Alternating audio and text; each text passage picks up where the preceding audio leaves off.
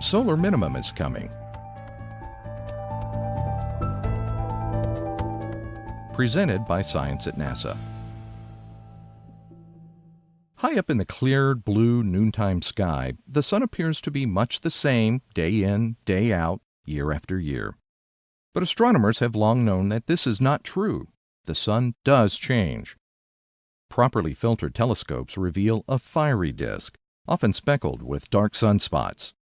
Sunspots are strongly magnetized and they crackle with solar flares, magnetic explosions that illuminate Earth with flashes of X-rays and extreme ultraviolet radiation. The sun is a seething mass of activity.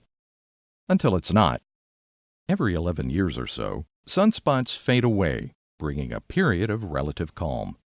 This is called solar minimum, says Dean Pesnell of NASA's Goddard Space Flight Center in Greenbelt, Maryland, and it's a regular part of the sunspot cycle. The sun is heading towards solar minimum now. Sunspot counts were relatively high in 2014, and now they're sliding toward a low point expected in 2019 to 2020. While intense activity such as sunspots and solar flares subside during solar minimum, that doesn't mean the sun becomes dull. Solar activity simply changes form. For instance, says Pesnell, during solar minimum we can see the development of long-lived coronal holes.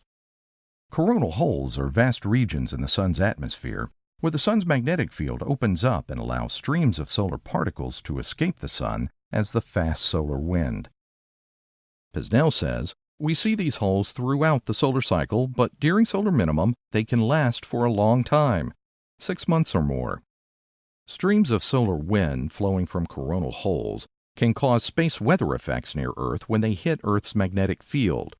These effects can include temporary disturbances of the Earth's magnetosphere, called geomagnetic storms, auroras, and disruptions to communications and navigation systems. During solar minimum, the effects of Earth's upper atmosphere on satellites in low Earth orbit changes too. Normally, Earth's upper atmosphere is heated and puffed up by the ultraviolet radiation from the sun. Satellites in low Earth orbit experience friction as they skim through the outskirts of our atmosphere. This friction creates drag, causing satellites to lose speed over time and eventually fall back to Earth. Drag is a good thing for space junk, natural and man-made particles floating in orbit around Earth. Drag helps keep low Earth orbit clear of debris.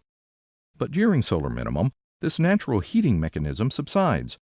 Earth's upper atmosphere cools and to some degree can collapse. Without a normal amount of drag, space junk tends to hang around.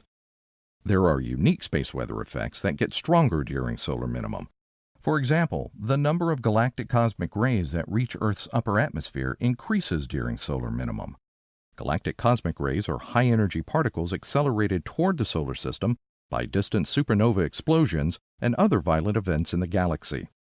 Pesnell says that during solar minimum, the sun's magnetic field weakens and provides less shielding from these cosmic rays. This can pose an increased threat to astronauts traveling through space.